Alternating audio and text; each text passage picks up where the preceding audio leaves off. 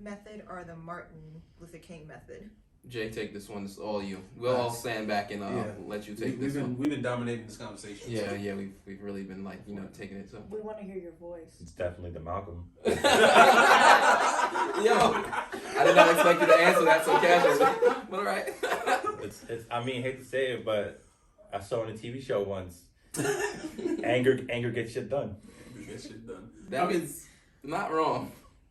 Yeah, I mean, here's the difficult thing about those methods is that they were never like just a method, right? It wasn't like Malcolm came up one day and said, "This is the plan. This is how we're gonna do it." These people are like real people who grew and lived whole lives and developed and changed. Like their views changed. Mm-hmm. And towards the end of his life, Malcolm kind of softened up on some of his views, and towards the end of his life, Martin got a little bit more aggressive and very proactive in the way that he was approaching things. Yeah. So for me, it's never as simple as like one or the other. It's when do you employ it, right? I think it's both, but not all the time. You know what I'm saying? You can't be ready to go to war all the time, and you can't be turning the cheek every single time. You got to know when enough is enough, and then you got to know when to kind of put your best foot out there. Yeah. Couldn't have said it better, my brother. Yeah, facts. No, but yeah, I agree. I think the Malcolm method is seen as more radical, though. Like, you know, if we're talking about it in general, and the Martin method is, you know, a little bit more passive and like saying like there's a like, you know, let's keep it civil. Like, you know, everybody's in this together, and I think we've seen both in recent times. Like I think it started from like the Colin Kaepernick's would be seen as a Martin, right? Where it's just like, all right, I'm just making a statement. I'm doing something. I'm not really even raising my voice or saying anything about it. I'm just doing this. And there's been like, you know, protests when things happen and people have gotten to the more violent end of it. It's like, yo, we're not taking this shit anymore. We're doing that. And I think both are needed. Like you said. They're absolutely both needed. Because you know, if you kneel down and you did that and it just happened, that's all we did, we would never get to the next level. Like we would never see the next step. 2020, these riots going down because of the police brutality and like whole communities just having enough of it. One of the conversations that people kept having was like, why would you take it this far? Why would you take it this far? And for me, it was like, where else can I take it? It started with us kneeling at the games, and that infuriated you, right? It started with us doing the peaceful things, the quiet things, and that was absolutely unacceptable to you. At what point do I say something has to change? If it's not going to change your way, it's going to change my way. Right. If it's not going to change the easy way, it's going to change the hard way. Yes. So it kind of that point kind of takes me back to something that Tupac said. I'm gonna paraphrase it, but as a culture, everyone from like were peaceful. They were asking for civil rights. They were asking for it, and everyone who asks is either dead or in jail. So what do you think today's culture is gonna do? Ask. They're gonna take it. Yeah. And that's what happened last year. Like, people were done with the asking. They were done with the waiting around for something to change and said, look, you can't do it, right? You don't have the capacity to give us the change that we're looking for. We're going to storm the streets and we're going to take it ourselves. And sometimes that got out of hand, right? But for the most part, the riots weren't as severe as just like people looting businesses and robbing people. It was legit. They stormed places of racism. They destroyed racist iconography. They commandeered and like held down police stations because they wanted to prove a point. They weren't going to PC Richard to get a TV. Like that wasn't the movement. What do you say to people that nitpick about things like, oh well, sometimes they burnt down like a black business or they broke into like other things that were in their own community?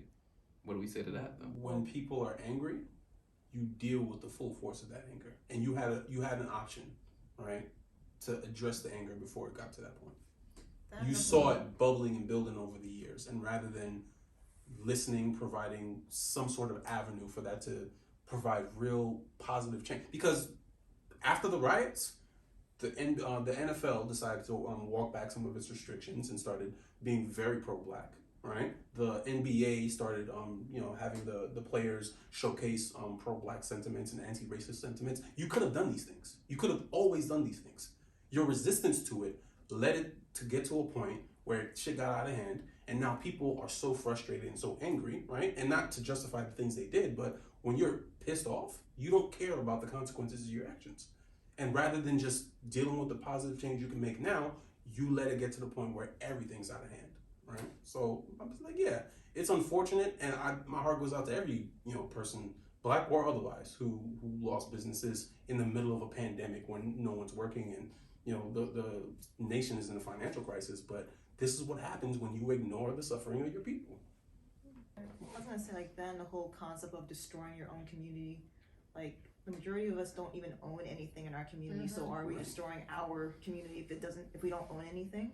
That's so funny, because that's how I feel about when they target, like, oh, like they burn down this old black business. They probably burn down that whole block, and I'm sure that 90% of the business on that block weren't black owned. You're nitpicking at this like one that you're like, oh wow, now you're hurting your own people. Where it's like, no, they also, the Target next door is also burned down, and that's like a huge corporation. Right. But it's one of the methods that are used to derail the fact. Yeah. Right.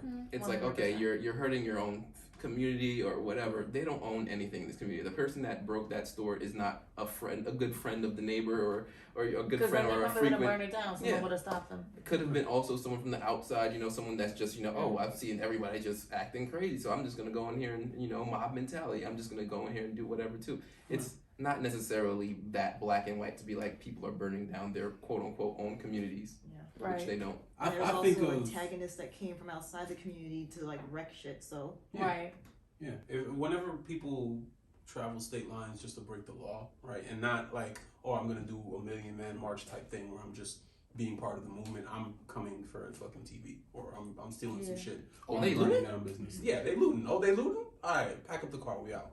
You know what I'm saying? But I think of like it's trauma, right? It's really like serious generational trauma, and I think of how they treat trauma in white people and white situations as opposed to black people, and it's like the generational trauma of hundreds of years of oppression is like, you guys should just be over that. But then you have one of these white kids who shoots up a school, and you treat him like a victim, right? He was a victim of circumstance. He was a victim of the environment he was in, and same thing, right? He took it out on people who had nothing to do with it, right? He took his rage and his frustration and his anger out on the world, and the world has to deal with that consequence. But whereas, sure, black people, or not even black people, but the black movement burned down this business, or created some destruction that's going to cost somebody some money.